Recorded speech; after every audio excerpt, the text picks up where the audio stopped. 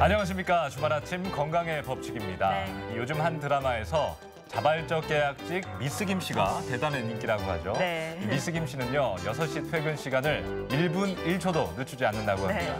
그런데 사실 이 실상에서는 현실에서는 좀 힘든 이야기죠. 불가능하죠. 네. 우리나라 근로자들 하루 평균 근로 시간이 10시간을 넘는다고 합니다. 이마저도 줄어든 게 이 정도라고 합니다. 또 사무직 근로자들의 경우에는요, 컴퓨터를 많이 사용하고 이런 환경에 있다 보니까 새로운 질환들에도 많이 노출된다고 하네요. 네, 그중 하나가 이 근골격계 질환이라고 하는 건데요. 네. 특히 컴퓨터와 각종 IT 기기를 많이 사용하는 근로자들이 거북목 증후군에 시달린다고 하죠. 아, 목 튀어나오는 거요? 네, 거북목. 이 거북목 증후군은요, 목이 거북이처럼 앞으로 빠진 상태가 계속돼서 목에 통증을 유발하게 되는 질환인데요.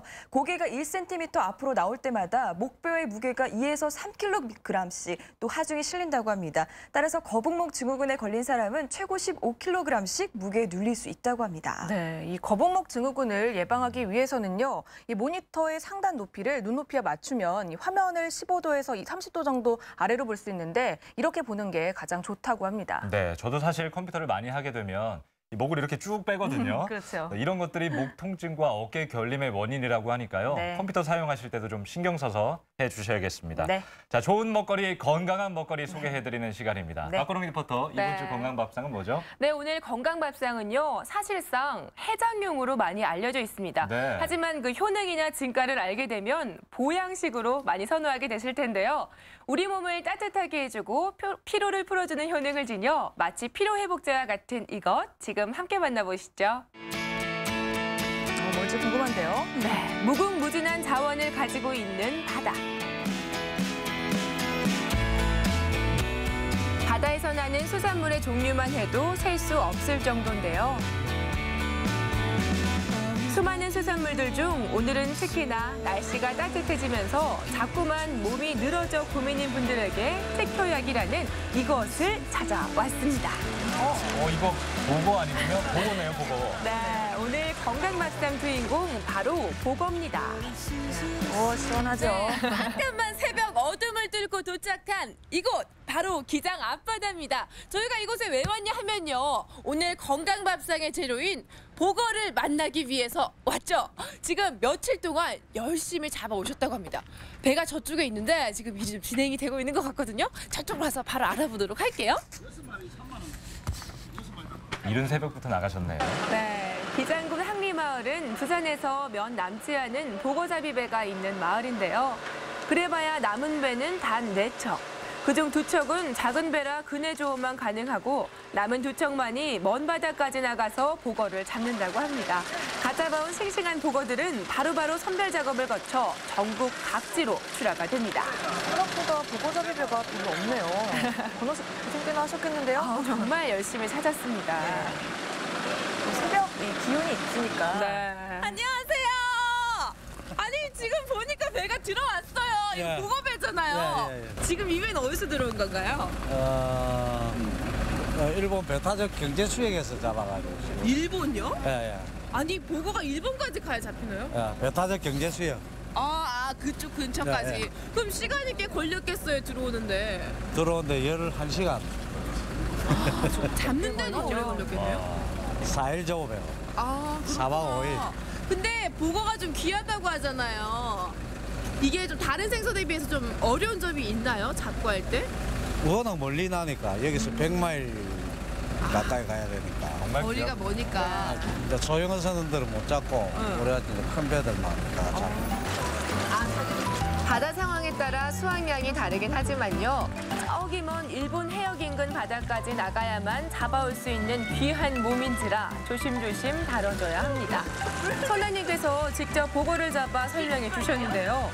가까이에서 이렇게 보거를 만져본 게 처음이라서 신기하더라고요. 터질 것 같아요, 그냥. 겁이 났지만요. 무엇보다 비늘이 없다는 게 특이했습니다. 보거는 비늘이 없고 가시가 있는 게 특징이라고 하죠. 전 세계적으로 보거의 종류만도 무려 120에서 130여 종이 있는데요. 그중 우리나라에서 잡히는 보거는 졸복, 자주복, 까치복, 황복 등 18가지 정도가 있습니다. 보거 종류도 굉장히 많네요. 네. 혹시 이 영화 기억하시나요? 영화 기억나죠? 네, 최상의 재료들만을 엄선하여 요리 대결을 펼치는 국내 영화죠. 이 영화에서도 최고의 식재료로 황복이 등장을 하는데요. 예나 지금이나 보거가 귀한 식재료인 건 틀림이 없습니다. 네, 이 영화에서 주인공이 보고 요리로 우승을 거머쥐었죠. 그렇죠. 네. 기억을 하고 계시네요. 지금 화면 나오네요. 네. 보거는 닭고기처럼 쫄깃쫄깃하고 지방이 없어 생선 중에서도 으뜸이라 하는데요.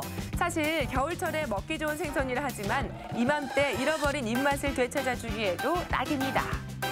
네, 지금 건강밥상 복 요리를 만나기 위해서 이렇게 살아있는 복들이 싱싱하게 움직이고 있습니다. 그렇죠? 예. 근데 보고하면 원래 이렇게 막 부풀어가지고 환한 모습 있잖아요. 예. 근데 얘네는 되게 예쁘게 생겼네요. 까만 빛으로.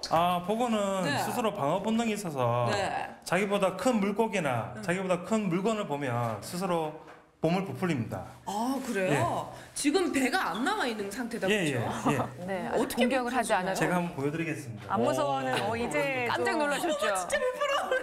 터질 것 같아요. 마사지를 해주시는 것 같아요. 네. 배 아플 것 자기 같은데. 몸에 3배까지 부풀어. 안 터지나요?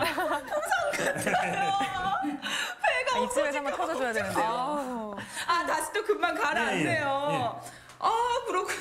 그럼 더 깜짝 이상 놀라서 보고가 제가 화가 나기 전에 네. 저희가 또 건강밥상을 만나봐야 하는데 저는 보고하면 복국 있잖아요. 예. 탕 그거밖에 모르겠거든요. 그렇죠. 예. 근데 다양한 요리가 또 가능하다면서요. 요즘은 보고 요리가 많이 네. 퓨전화돼서 복불고기부터 복찜, 네. 복회, 그다음 복직화구이, 네. 복껍질 무침, 복물회 뭐 등등 다양한 요리들이 많이 있습니다. 뭐 보고 한 마리도 그렇게 다양한 요리가 가능한 거죠. 예. 그럼 일단 오늘은 어떤 요리를 소개해 주실 건가요? 오늘 보여드릴 요리는 보고 불고기입니다. 보고로도 보고 불고기가 가능해요. 예. 해야죠. 보고 불고기 지금 예. 만나보도록 하겠습니다. 예. 네, 먼저 불고기 요리의 맛을 좌지우지할 양념장부터 고춧가루와 다진 마늘, 양파즙, 배즙, 참기름 등을 넣고 쓱쓱쓱 양념장을 만들어줍니다. 그런 다음 하루 정도 숙성을 시켜주고요. 여기에 미나리, 파, 당근, 양파, 버섯 등을 넣고 잘 버무려줍니다. 다음으로 가장 중요한 보거살이 들어가는데요. 독을 제거한 보거살을 먹기 좋은 크기로 잘라 양념이 골고루 배도록 잘 버무립니다. 마지막으로 불판 위에 지글지글 익혀주기만 하면 영양 만점 최고의 간식 보거 불고기가 완성되는 거죠. 와, 이거 보세요. 이거 네. 정말 아이들도 참 좋아할 것 같고 저도 좀 어린 입맛인데 아주 술안주도 좋을 것 군침돕니다. 같지 않아요? 네. 또 양념이 배인 담백한 보거 상상되시나 모르겠어요. 진짜 만드는 과정부터요. 그리고 막상 구워내니까 향이 올라오니까 정말 그 쫄깃쫄깃한 맛하고 그 양념이 지금 제가 상상이 됩니다. 예. 근데 이렇게 맛있는 복불고기가 완성되기 전에 예. 제가 손질도 같이 해봤잖아요. 예. 근데 이 보거는 손질이 참 중요하다고 해요. 네, 독이 맞습니다. 있어가지고 예. 어떤 점을 좀 주의를 해야 하나요? 아까 잡으면서도 보셨지만 복은 복눈, 네. 그다음에 복지느러미, 그다음에 복아가미, 복뼈, 복피, 그다음에 복내장에는 독이 들어있기 때문에 항상 주의하셔야 됩니다. 저희가 손질 잘하시는 전문가께서 독을 잘 제거를 했고요. 예. 다음 요리 계속해서 이어가도록 할게요. 예, 알겠습니다. 복요리하면 이것 빼놓을 수 없죠. 바로 복지리탕인데요. 빼놓을 수 없죠. 네, 먼저 독을 제거한 보거를 먹기 좋은 크기로 손질하고요. 그런 다음 뚝배기에 숙주나물과 무, 마늘, 파, 마지막으로 보거를 넣고 육수를 부어 끓여주기만 하면 됩니다. 시원하겠네요. 복지리탕에 미나리가 빠지면 안 되겠죠. 미나리까지 송송송 썰어놓고 나면 뼛속까지 시원한 복지리탕 완성이요. 보기만 해도 시원해지네요, 정말.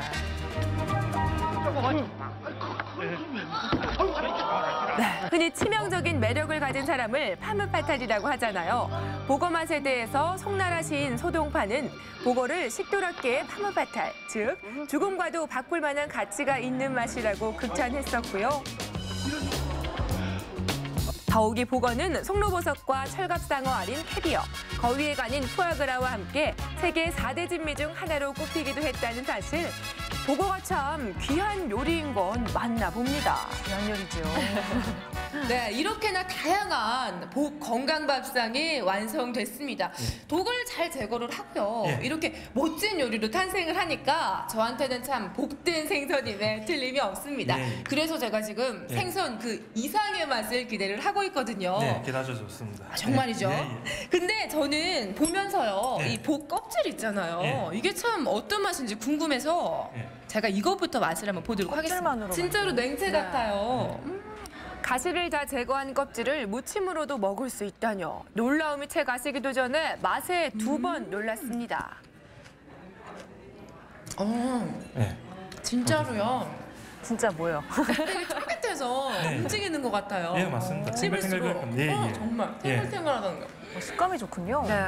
이런 껍질로도 이런 쫄깃하니. 맛을 낼 수가 있군요. 예, 예. 근데 보통 생선은 이렇게 껍질로 따로 요리를 하거나 이러진 않잖아요. 보통 생선 같은 경우에는 보고하고 틀린 게 일반 생선은 비늘이 있습니다. 네. 보고는 비늘이 없는 대신에 보고 가시가 있고 보고 가시를 제거하고 난 뒤에는 네. 복을 삶아서 데쳐서 드시면 되는데 복 껍질에는 젤라틴이 많이 형성돼 있고 복 그 껍질에는 그다음에 무기질과 각종 아미노산이 많이 들어 있습니다. 그래서 성인병에도 좋고 피부 네. 미용에도 참 좋습니다. 네. 참 보고는요, 회를 봐도 그렇고 불고기를 봐도 회 모양이 이렇게 예쁘게 나오나요? 진짜 얇게 잘 썰려 있고 예, 회도 맛있을 것 같지만 이 그림 불고기 예. 매콤달콤 예. 얼마나 맛있을까요? 제가 지금 기대가 되는데 제가 만드는 과정 내내 향이 너무 맛있게 나더라고요. 네. 살이 발라지는 거 정말로 얘가 지방이 없고 완전 단백질이네요. 예, 맞습니다. 탱탱해요. 맞아. 딱 진짜 저는 예, 한번 드셔보십시오. 이게요. 먹기도 전에 생선을 감동하셨어요, 어떻게 지금. 이게 더 쫄깃쫄깃해 보일 수가 있죠? 저 일단 야채, 채소도 채소지만 예. 일단 요거부터 먹어보도록 예, 하겠습니다. 맞습니다.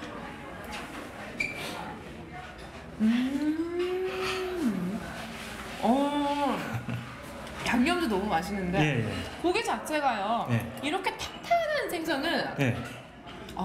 진짜 네. 맛있어요. 아시겠죠? 식감의 대명사네요, 보고. 맛있는 음식 앞에 체면이 어디 있습니까? 더욱이 남녀노소 누구에게나 좋은 건강식이라고 하니 더욱 손길이 갔는데요. 지방이 없어 많이 먹어도 담백하고 부담이 없더라고요. 그런데 이렇게 독을 가지고 있고 예. 주의를 많이 기울여야 하는데도 불구하고 왜 이렇게 사람들한테 사랑을 받을까요?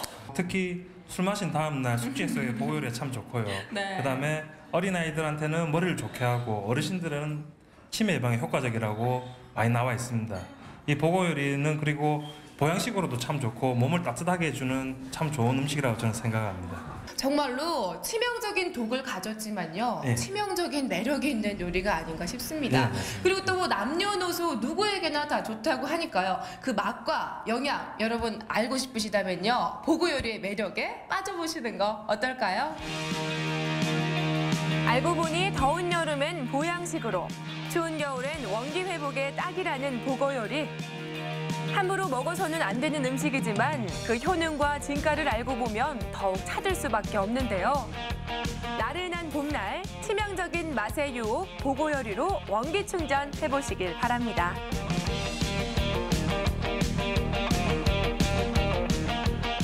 네. 저는 건홍 씨가 정말로 부럽습니다. 네. 저도 사실 이 보고가 미식가들이 꼽은 최고의 음식이라는 걸 들었거든요. 그래서 그런지 보고가 꽤 먼 바다에서 잡히네요. 그러니까요. 네. 저도 아까 뭐 4, 5일 정도 걸린다고 하는 얘기 듣고 굉장히 놀랐는데 왜 이게 최고의 요리라고 불리는지 알 것 네. 같다는 생각도 들었습니다. 네. 그리고 얼마 전에 저도 보거탕을 먹었었는데요. 이렇게 회나 탕으로만 먹는 줄 알았는데 굉장히 다양한 요리가 있네요. 네, 사실 보거는 독을 제거한 후에 회로 드시거나 아니면 탕으로 끓여 드시는 경우만 생각을 많이 하시잖아요. 네. 그런데 이 보거 자체가 다른 생선들에 비해서 섬유질이 굉장히 풍부합니다. 그렇기 때문에 튀김이나 불고기로 요리를 하셔도 아주 담백한 맛을 즐기실 수가 있죠. 보거 자체가 저칼로리 고단백 식품이기 때문에 많은 분들께 아주 좋다고 합니다. 네. 네. 하지만 가장 중요한 건 이 보고에 독이 있어서 반드시 이 자격증을 소지한 전문점에서 맛보시는 것 잊지 마시기 바랍니다. 네. 자, 박건홍 리포터 새벽부터 고생 많으셨습니다. 네. 잘 봤습니다.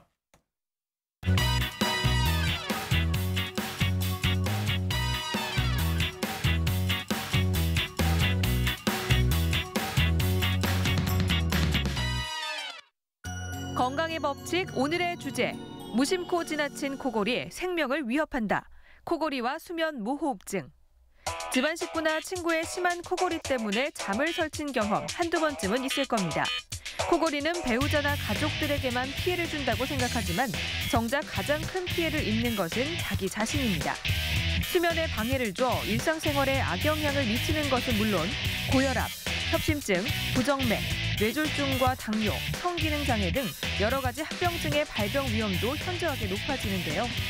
우리가 잘 몰랐던 코골이와 이로 인한 수면 무호흡증의 위험성, 이현직 이비인후과 전문의로부터 들어봅니다. 네, 이번 순서는 생생클리닉 시간입니다. 네. 정택 씨는 코 고시나요? 코요. 피곤하면 좀 고는 것 같아요. 주변에 네. 이렇게 코 고시는 분들이 많이 계시는데요. 사실 대수롭지 않게 넘기는 분들이 정말 많습니다. 네. 근데 이게 코골이가 함께 자는 분들도 고통을 줄 뿐만 아니라요. 자신도 심해지면은 수면 무호흡증으로까지 심각하게 발전될 수 있다고 합니다. 맞습니다. 저도 가끔 고는 편인데 사실 뭐 그까짓 것 하면서 쉽게 그러니까요. 넘겼거든요. 그런데 저처럼 이렇게 쉽게 넘기다가는 그야말로 큰 코 다칠 수가 있다고 합니다. 그래서 오늘 생생클리닉 시간에는요. 각종 성인병의 신호탄, 이 코골이와 무호흡증에 관해 알아보는 시간 마련했습니다. 네. 안녕하십니까? 안녕하십니까. 네, 요즘 코골이의 위험성에 대한 보도들 정말 많이 접하게 되는데요. 뭐 피곤해도 코를 골고 살이 쪄도 코를 곤다는 얘기가 네. 있어요. 도대체 코는 왜 골게 되는 건가요? 네, 코를 곤다는 것은 여러 가지 원인에 의해서 상부 기도에 점막에 압력이 걸리게 되고 이런 압력 차가 생기게 되면서 점막이 떨리면서 생기는 하나의 호흡 잡음이 되겠습니다. 이 그림을 보시면 우리가 코부터 시작해서 이렇게 숨이 들어와서 기도까지 연결되는 부분들을 우리가 상부 호흡기라고 하는데요. 네. 이런 부분들에 대부분 구조적인 문제를 가지는 경우가 많이 있습니다. 이 구조적인 문제라고 말씀하셨는데 네. 구체적으로 어떤 걸 말하는 겁니까? 네, 구조적인 문제는 일단 코부터 이야기를 드리면 우리가 흔히 비염이나 축농증 그리고 비중경 망곡증이라고 해서 오른쪽 코와 왼쪽 코를 나누는 뼈 자체가 휘어져 있는 경우가 있습니다. 네. 이런 경우에는 이 코 부분에 압력이 많이 걸릴 수가 있고요. 그리고 우리가 입을 벌렸을 때 보이는 국의 편도가 크다든지 이 목젖이 많이 처져 있는 분들이 있습니다. 이런 분들도 역시 여기 부분에 압력이 많이 걸릴 수가 있고 그리고 똑바로 누워 주무실 때 이 혀뿌리가 뒤쪽으로 처지면서 이 아래쪽에도 압력이 많이 걸릴 수가 있습니다. 이러한 원인들은 대부분이 하나의 원인을 가지는 것이 아니라 복합적으로 여러 가지가 복합적으로 작용할 수가 있고요. 특히 비만한 분들은 외형적으로만 비만한 것이 아니라 코부터 시작하는 이 상부 호흡기에도 점막들이 다 비대해져 있기 때문에 비만도 역시 코골이의 직접적인 원인이 있다고 할 수 있겠습니다. 사실 자면서 코를 고는 일이야 누구나 흔히 겪을 수 있는 흔한 일인데요. 그런데 이렇게 코를 고는 것이 비정상적인 것은 아니잖아요. 근데 특히나 조금 더 위험한 경우가 있다고 들었는데 어떤 경우인가요? 네, 일반인들도 우리가 술이나 피로감이 심하다든지 하면 코를 고실 수가 있죠. 그런데 코골이가 심한 분들은 대부분 무호흡이나 저호흡 같은 호흡 장애를 유발하는 경우가 많이 있습니다. 이런 경우가 계속 지속되게 되면 건강에 여러 가지 영향을 미치기 때문에 좀 주의 깊게 봐야 되는 증상이라고 생각할 수 있습니다. 네, 코골이가 뭐 수면 무호흡증으로까지 이어질 수 있다 이런 얘기 해주셨는데요. 그럼 정확히 이 수면 무호흡증이라는 게 어떤 질환인가요? 네, 무호흡의 정의부터 이야기 드리면 무호흡이라고 하는 것은 정상적으로 10초 이상 호흡이 완전히 끊기는 상태를 이야기하는 것이고요. 저호흡이라고 하는 것은 정상적인 호흡량이 약 30에서 50% 떨어진 상태에서 이게 10초 이상 유지되는 경우가 되겠습니다. 코골이라고 하는 것은 단순히 점막이 떨리는 소리에 불과하지만 무호흡으로 진행되게 되면 이게 호흡 기류에 영향을 미치기 때문에 숨을 못 쉬는 것이 되기 때문에 이게 건강에 더 영향을 미친다고 생각을 할 수가 있겠습니다. 네. 이 코골이가 수면 무호흡으로 발전하는 경우도 있지만 코를 전혀 골지 않는데도 수면 무호흡증이다 이런 경우도 제가 들었거든요. 네. 이런 건 왜 그런 겁니까? 네, 앞서 이야기 드린 구조적인 문제가 심할 경우에는 점막이 떨리는 것 없이도 숨이 딱 끊긴 상태로 멈춰져 있는 경우가 지속될 수가 있겠죠. 따라서 코골이 없이 수면 무호흡이 심한 분들은 이런 분들이 구조적인 문제가 더 크다고 생각하실 수가 있겠습니다. 네. 그런데 수면 중에 무호흡 상태가 계속된다면 굉장히 위험할 것 같기도 한데요. 정확하게 왜 위험한지 설명 좀 부탁드릴게요. 네, 앞서 이야기 드린 무호흡이나 저호흡의 횟수를 합해서 우리가 수면 중에 호흡 장애 지수라고 하는데요. 이런 수면 호흡 장애 지수가 약 5 이상이 넘어가면 우리 몸이 정상적인 분들이 주무실 때는 몸 안에 혈중 산소 포화도가 거의 100%가 유지가 되게 됩니다. 하지만 이게 5 이상으로 이렇게 높아지게 되면 80%대까지도 떨어지기 때문에 몸은 약간의 어떤 질식 상태에 놓이게 되고 이런 것이 반복이 되게 되면 심장에 무리가 가게 되고 따라서 심혈관 질환의 아주 큰 원인이 된다고 생각하시면 되겠습니다. 네, 수면 무호흡증이 이렇게 숨을 먹게 되는 상황이라고 하니까 굉장히 겁이 나기도 하는데요. 네. 그렇다면 이 수면 무호흡증에 생기는 원인은 도대체 뭔가요? 수면 무호흡증의 원인도 앞서 이야기드린 코골이의 원인과는 크게 차이가 없습니다. 다만 정도의 차이라고 이야기하시면 되겠고 코골이는 조금 약하더라도 수면 무호흡증은 더 심한 정도라고 생각하시면 되겠습니다. 뿐만이 아니라 비만도가 심하다든지 그리고 신경안정제나 우리가 수면제 같은 걸 복용했을 경우에도 이런 수면 무호흡증으로 더 발전할 수 있는 하나의 원인이 되겠습니다. 네. 이 코를 고시는 분들 참 궁금해하실 것 같아요. 내가 단순 코골이인지 아니면 수면 무호흡증인지 이거 판단하는 기준은 뭔가요? 네, 판단하는 기준은 앞서 이야기드린 수면 중에 무호흡과 저호흡의 빈도가 되겠는데요. 우리가 병원에 오시는 분들이 주무실 때 코를 골 뿐만 아니라 숨이 끊겨서 이렇게 병원에 오시는 경우가 있습니다. 이런 분들은 대부분이 무호흡에 해당되게 되고요. 사실 주무실 때 일어나는 일이기 때문에 본인은 잘 모르는 경우도 많이 있습니다. 따라서 수면 다운 검사라고 해서 병원에 오시면서 주무시면서 이런 무호흡이나 저호흡의 빈도를 알아보는 검사가 있는데 따라서 수면 무호흡증의 진단에는 필수적인 검사라고 생각이 됩니다. 만약에 코골이가 의심이 된다면 좀 전에 말씀해 주신 수면 다원 검사 그 검사를 받으면 되는 건가요? 네, 일단 병원에 오시게 되면 앞서 이야기드린 이 상부 호흡기에 막히는 부위가 어딘지를 보는 이학적 검사를 먼저 실시하게 되고요. 이런 이학적 검사상에서 막히는 폐쇄 부위가 존재한다면 병원에 오셔서 하룻밤을 주무시면서 수면 다운 검사를 받게 됩니다. 수면 다운 검사를 받으실 때는 코와 입을 통해서 지나가는 호흡 기류라든지 그다음에 호흡을 위해서 가슴과 복부의 움직임이라든지 혈중 산소 포화도, 안구 운동 등 여러 가지 검사를 종합적으로 판단을 해서 수면의 질도 판단을 하고 또 수면 중에 무호흡이나 저호흡의 빈도도 함께 판단을 해서 종합적으로 검사 결과를 내리게 되겠습니다. 아까 정택 씨도 뭐 피곤하면 코를 곤다 이런 얘기를 해주셨는데 이 피곤해서 코를 고는 줄 알았더니 이게 수면 무호흡증으로까지 이어질 수 있다고 하니까 굉장히 걱정이 많이 되네요. 네, 그렇습니다. 그리고 단순 코골이도 몇 년이 지난 후에 수면 무호흡증으로 발전될 가능성이 높다고 하니까요. 가급적 코골이 치료는 초기에 하는 것이 좋다고 합니다. 최근 심한 코골이로 병원을 찾았다가 수술을 기다리고 있는 환자분 화면으로 함께 만나보시죠. 50대의 남성 환자, 극심한 코골이 증상으로 병원을 찾았습니다. 수면 내시경과 수면 다원 검사까지 받은 결과 코골이와 수면 무호흡증이 심하다는 진단을 받고 최근 수술을 기다리고 있습니다. 여기를 갖다가 벨트 좀 수술을 기다릴 거라고 생각하십니다. 코를 골고 평소보다도 피곤하다든가 술을 한다든가 그때는 본인은 못 느끼지만 가족들이 숨을 안 쉬기 때문에 흔들어 본다든가 깨운다든가 자꾸 주의를 주고 그래서 검진차 한번 와봤습니다. 대한이비인후과 학회 자료에 따르면 우리나라 30대 남성의 20%, 60세 이상의 노년층에는 남성의 60%, 여성의 40%가 습관적으로 코를 곤다고 보고되고 있습니다. 이 중 수면 무호흡증 환자는 전체 성인의 2에서 4%를 차지한다고 합니다. 거의 중등도 이상의 우리가 수면장애, 폐쇄성 수면장애를 가진다고 생각하시면 되고 환자분하고 설명을 하셔갖고 이제 동의하에 며칠 후에 수술로 예정입니다. 이 편도를 제거하고 목젖을 위로 쳐올리는 편도선 절제술하고 구개수, 인두성형술을 할 예정이고요. 코골이, 옆 사람에게 피해를 주는 소음의 문제로만 생각하는 경우가 많은데요. 의심 증상이 있다면 수면 다원 검사를 통해 코골이의 정도, 그로 인한 뇌파의 각성, 산소 포화도 여부 등을 확인해 정확한 진단을 받는 것이 좋습니다.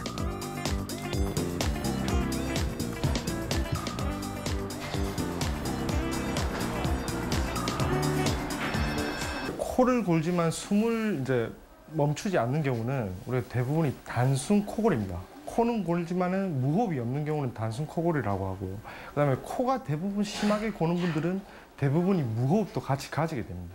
정도의 차이라고 할 수 있는데 우리가 의사들이 이제 신경을 쓰는 관점은 사실 단순 코골이보다는 무호흡에 있습니다. 주무실 때는 이런 환자분들이 무호흡이 있는지를 느끼지는 못하는 경우가 대부분입니다. 따라서 이런 게 코골이가 너무 심한 경우라든지 충분히 잤는데도 자고 일어났을 때 많이 피곤하고 주간에 아주 졸림증이 심한 경우 그다음에 자고 일어나도 머리가 멍한 경우 이런 경우들은 대부분 수면 중에 어떤 장애가 있을 가능성이 많기 때문에 그런 게 심한 분들은 병원에 오셔서 정확하게 검사를 받아보시는 것이 좋겠습니다. 대다수의 수면 무호흡증 환자들은 수면 중 자신에게 일어나고 있는 일에 대해서 잘 인식하지 못합니다. 다만 피곤함이나 졸리움이 지속되는 것에 대해 불편함을 갖고 호소할 뿐이죠. 하지만 이마저도 특별하게 여기는 경우는 없고 그냥 컨디션이 안 좋을 뿐이라고 여기는 경우가 허다합니다. 하지만 잘못된 수면이 피로와 각종 성인 질환, 심지어 죽음까지 부를 수도 있는 만큼 정확한 진단과 치료는 필수적입니다. 앞서 이야기 드린 것처럼 뭐 자고 일어나서 졸리는 것뿐만이 아니고 기억력 감퇴나 주의력 집중 장애도 올 수 있을 뿐만이 아니고 특히 우리 심혈관계 질환의 장애를 유발합니다. 그러니까 고혈압이라든지 우리가 심근경색, 협심증, 그다음 뇌졸중과 같은 그런 우리가 심혈관계 질환에 직접적인 영향을 미치게 되고 최근의 논문을 보면 이 코골이가 심한 분들이 장기적으로 봤을 때 사망률도 상당히 높다고 나옵니다. 따라서 요걸 간과해서는 안 되고 우리가 전체적으로 봤을 때는 하나의 질병군으로 생각하시고 코골이가 심한 분이라든지 아니면 잘 때 옆에서 이렇게 숨이 끊기신다고 해서 이렇게 깨워야 되는 분들 이런 분들은 그 자체만 하더라도 분명히 무호흡이나 저호흡을 상당히 가진다고 보실 수가 있기 때문에 적극적인 치료를 생각해야 되는 하나의 질병군으로 생각을 하시는 게 필요할 것 같습니다. 수면 무호흡증은 누군가 곁에서 1시간에 10초씩 5번 이상 목을 조르는 것과 마찬가지인 상황이라고 할 수 있습니다. 코골이와 수면 무호흡 치료의 가장 중요한 것은 나쁜 잠버릇이 아니라 생명을 위협할 수 있는 무서운 질병이라는 인식의 전환입니다. 네. 이 코골이 같은 경우에 누가 알려주지 않으면 내가 코를 고는지 안 고는지 잘 모르거든요. 맞습니다. 특히 혼자 사는 사람의 경우에는 증상이 있더라도 모르는 경우가 대부분입니다. 네. 좀 앞서 환자 사례에서도 뭐 잠깐 언급을 해주셨지만 네. 이 코골이 의심 증상 어떤 것들이 있습니까? 네, 코골이는 주무실 때 일어나는 일이기 때문에 환자 본인이 잘 못 느끼는 경우가 네. 많습니다. 네. 그래서 혼자 주무시는 분들 같은 경우에는 악몽을 꾼 것도 아닌데 잠에서 아무 이런 이유 없이 자주 깨는 분들이 있습니다. 이런 경우는 앞서 이야기드린 무호흡이 동반이 되게 되면 몸에서 질식 상태가 일어나기 때문에 몸은 깨어나게 되고 그래서 이런 각성 상태 때문에 계속 자주 깨는 원인이 될 수 있고요. 특히 푹 주무시는 것이 아니기 때문에 주간 졸림 현상이 많이 심한 경우가 많습니다. 또 푹 잤음에도 불구하고 계속 무기력하고 피곤하다든지 주의력이나 집중이 떨어지는 등의 증상들은 의심해 볼 수 있는 증상이 되겠습니다.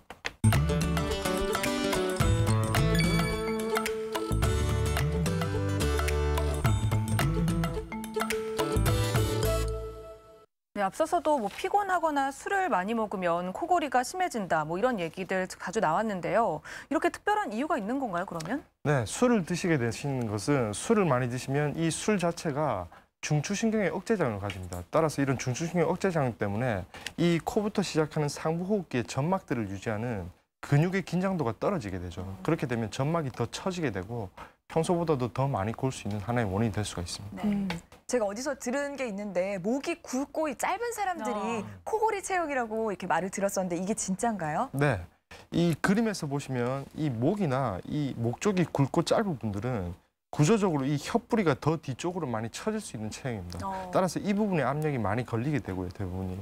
이런 체형을 가진 분들은 마른 사람들보다는 더 우리가 코골이를 많이 볼 수가 있다는 원인이 될 수가 있습니다. 사실이군요. 네. 저는 목이 뭐 짧고 굵은 것도 아닌데 코를 왜 고는지 모르겠네요.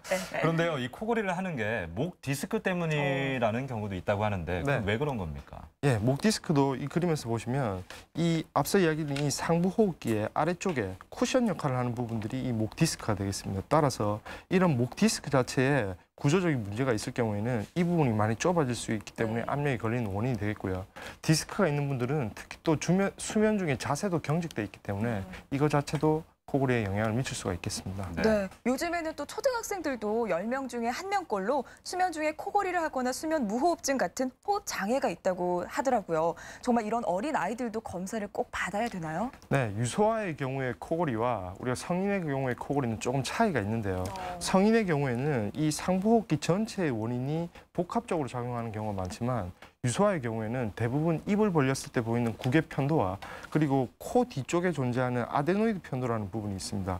이 아데노이드 편도는 대부분 사춘기 이후에 퇴화하기 때문에 성인에서는 거의 찾아볼 수가 없는데요. 유소아의 경우에는 대부분 이 구개 편도와 아데노이드 편도의 연관이라고 생각하시면 되겠고 물론 유소아도 축농증이나 비염이 있는 분들은 더 심하게 나타날 수가 있겠지만 이런 증상이 전혀 없음에도 불구하고 코골이나 무호흡이 심한 경우에는 대부분 이 구개 편도와 아데노이드의 연관이 있다 이렇게 생각하시면 되겠고 이 부분의 수술만으로도 대부분 95% 이상 대부분 호전되는 것을 볼 수가 있습니다. 네.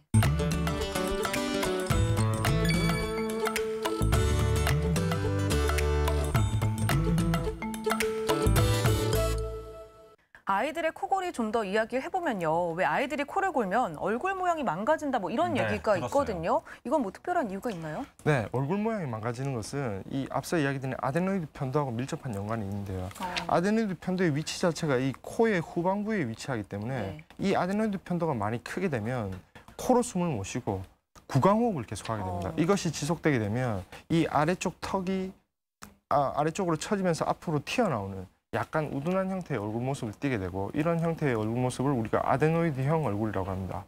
유소아에서의 코골이나 수면무호흡증은 이런 얼굴 형태뿐만이 아니고 우리가 주의력이나 집중력 떨어뜨릴 수 있지만 우리가 툭 잘 때 성장 호르몬이 나온다고 하지 않습니까? 네. 이런 성장 호르몬 분비에도 영향을 미치기 때문에 최근 논문에는 코골이나 수면무호흡증을 수술로 치료한 경우에 이런 성장 속도도 많이 빨라짐을 많이 보고하고 있기 때문에 적극적으로 치료해야 될 것 같습니다. 네, 앞서 환자 사례에서도 언급해 주셨지만요. 네. 이 코골이를 방치할 경우에 심혈관 장애 위험이 높다고 들었습니다. 네. 어떤 이유에서 그런 건가요? 네, 수면을 푹 취하시게 되면 몸 전체가 수면 중에는 쉬어줘야 되지만 앞서 이야기드린 무호흡이 동반이 되게 되면 심장은 더욱더 부담을 느끼게 됩니다. 몸이 약간 질식 상태에 빠지기 때문에 심장은 더 열심히 일을 하게 되고요. 이런 게 계속 쌓이다 보면 우리가 심혈관계 질환, 우리 흔히 이야기하는 고혈압이라든지 심근경색, 협심증 이런 것들이 더 확률이 많이 높아지게 되죠. 뿐만이 아니고 이런 수면 무호흡이 지속이 되게 되면 주의력이나 집중력이 떨어지기 때문에 우울증도 더 많이 발생할 수가 있고요. 최근 논문에서는 장기적으로 봤을 때는 사망률까지도 높인다는 보고들이 많이 있기 때문에 적극적으로 치료해야 되는 부분이라고 생각합니다. 정말 치료가 적극적인 게 필요할 것 같습니다. 그렇다면 코골이나 수면 무호흡증 같은 경우는 어떻게 진단을 내리시나요? 네, 진단은 크게 두 가지로 나눠서 생각하시면 되겠는데요. 앞서 이야기드린 이 상부호흡기에 막히는 부분을 찾아내는 검사와 수면 다운 검사를 통해서 수면 중에 실질적으로 무호흡이나 저호흡이 어느 정도가 있는지를 갖다가 보는 검사로 나눠지게 되겠습니다.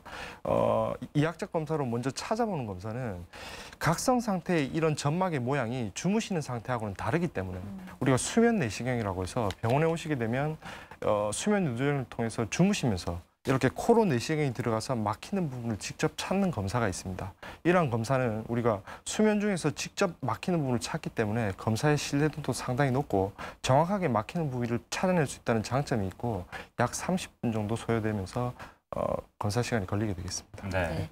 앞서 도입부에서 수면 다원 검사라는 이 치료법에 대해서 얘기를 해주셨는데요. 이건 도대체 어떻게 치료가 되는 건가요? 네, 수면 다운 검사는 앞서 이야기드린 이런 해부학적 문제가 있을 때 병원에서 하룻밤 주무시게 됩니다. 그리고 코와 입을 통해서 호흡 기류를 측정하게 되고 가슴과 복부가 이렇게 호흡할 때 올라가거나 내려가는 운동을 측정하고 또한 뇌파라든지 혈중 산소 포화도 같은 걸 복합적으로 이렇게 검사를 해서 수면 중에 무호흡이나 저호흡의 빈도뿐만이 아니고 전체적인 수면의 질도 파악을 할 수가 있습니다. 또한 이 수면 다원 검사를 통해서 수면 무호흡 지수가 상당히 높게 나왔을 때는 우리가 수술적 치료보다는 나중에 이야기 드리겠지만 지속적 양압 환기법이라고 하는 어떤 기구를 쓰는 방법이 더 치료에 효과적일 수가 있기 때문에 치료 방법을 결정하는 데 있어서도 필수적이라고 할 수 있겠습니다. 네. 이 수면 다원 검사가 수술법 치료를 결정하기 위해서 꼭 필요한 검사라고 하셨는데 그렇다면 코골이 치료의 경우 어떻게 이루어지는지 좀 궁금합니다. 네, 코골이 치료도 크게 두 가지로 생각하시면 되는데요. 수술적 치료와 비수술적인 치료로 나누어질 수 있습니다. 수술적인 치료는 앞서 이야기드린 이 상부호흡기를 막히는 부분이나 압력이 많이 걸리는 부분을 넓혀준다고 생각하시면 되겠고요. 비염이라든지 축농증 수술, 그리고 아까 비중격이 휘어져 있는 이런 비중격 망곡증을 교정해주는 비중격 교정술도 다 코골이 수술의 범주에 들어가게 되겠습니다. 그리고 편도가 큰 경우에는 편도를 제거하는 편도선 적출술, 그리고 목젖이 많이 처지는 경우에는 이 목젖을 쳐 올리는 구개 성형술 같은 것들이 다 수술적인 치료의 범주에 해당됩니다. 그럼 수술 이외에 비수술적 치료에는 어떤 것들이 있죠? 네, 비수술적인 치료는 기구를 이용해서 막히는 부분을 넓혀주는 우리가 방법이라고 생각하시면 되겠고요. 앞서 잠시 언급이 됐지만 지속적 양압 환기법이라고 하는 거는 주무실 때 이런 마스크를 끼고 주무시게 됩니다. 이런 마스크 자체가 지속적으로 기도에 양압을 걸어주기 때문에 좁혀 있는 부분을 넓혀준 상태에서 호흡이 될 수 있게끔 도와주는 방법이고요. 그리고 구강내 장치라고 해서 권투 선수들이 쓰는 마우스피스 같은 것을 입안에 착용하시게 되면 혀뿌리가 뒤쪽으로 처진다든지 목젖이 처지는 것을 방지해주는 기구가 있습니다. 이러한 방법들은 경우나 그러니까 해부학적 위치라든지 수면 무호흡의 정도에 따라서 다양하게 적용될 수가 있고 경우에 따라서는 수술적 치료와 함께 비수술적 비수술적인 치료가 동시에 적용되는 경우도 있겠습니다. 네. 근데 단순 코골이라고 하더라도 옆에서 같이 자는 사람들은 참 그렇게 괴로울 수가 없잖아요. 그래서 같이 못 자는 경우도 많이 있던데 이렇게 코 고는 소리를 조금 줄일 수 있는 방법은 없을까요? 네, 단순 코골이의 경우에는 주무시는 자세만 변경을 하더라도 많은 호전을 기대할 수가 있습니다. 그래서 똑바로 누워 주무시게 되면 중력에 의해서 이 혓불이나 목젖이 있는 점막들은 더 처지게 되죠. 따라서 옆으로 주무시는 것이 훨씬 더 코 고는 소리를 줄일 수가 있겠고요. 그런 방법들은 주무실 때 잠옷에다가 테니스 공 같은 걸 붙이게 되면 이렇게 똑바로 누워 주무시기가 힘들겠죠. 네. 그래서 옆으로 누워 주무시게 할 수 있고 또한 수면 베개라고 해서 옆으로 주무시게끔 이렇게 틀이 짜여져 있는 베개가 있습니다. 이런 걸 사용하셔도 코 고리는 소리 자체는 이렇게 간단하게 줄일 수가 있겠습니다. 네.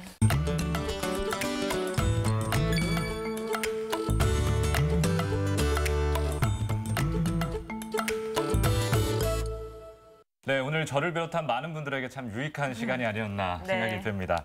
마지막으로요, 생활 속에서 코골이를 예방할 수 있는 방법이 있다면 좀 알려주십시오. 네, 코골이를 예방할 수 있는 가장 좋은 방법은 규칙적인 운동입니다. 규칙적인 운동을 하시게 되면 앞서 이야기 드린 코골이의 원인이 되는 비만을 줄일 수도 있고요. 그리고 근육의 긴장도, 이 상부호흡기의 근육의 긴장도를 유지해주는 역할도 하기 때문에 상당히 규칙적인 운동이 도움이 될 수는 있지만 주무시기 전에 격렬하게 운동을 하는 것은 오히려 피로도를 많이 증가시키기 때문에 더 악화시킬 수 있는 하나의 원인이 될 수가 있습니다. 또한 앞서 잠시 언급이 됐지만 우리가 수면제라든지 신경안정제 계통에는 더 코골이나 수면무호흡증을 심하게 할 수 있는 원인이 될 수가 있고요. 또한 수면이라는 것은 리듬을 타는 부분이기 때문에 과도한 카페인을 섭취하는 것은 수면에 많은 방해를 줄 수가 있다고 생각하시면 되겠습니다. 네, 알겠습니다.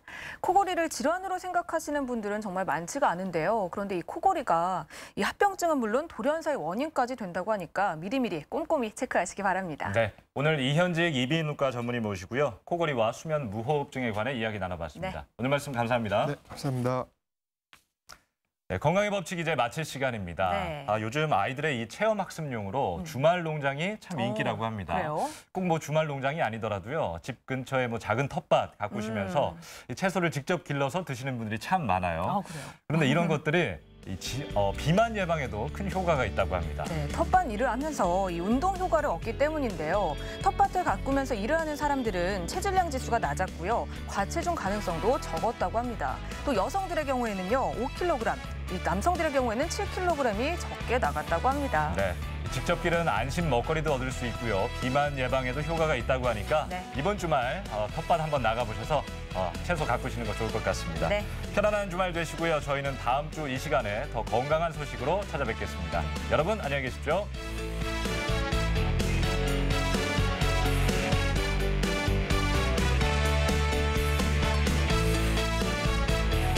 이 프로그램에 참여하신 분들께는 삼양제넥스에서 올리고당 교환권을, 영남뜰 오리에서 오리고기 세트를 드립니다.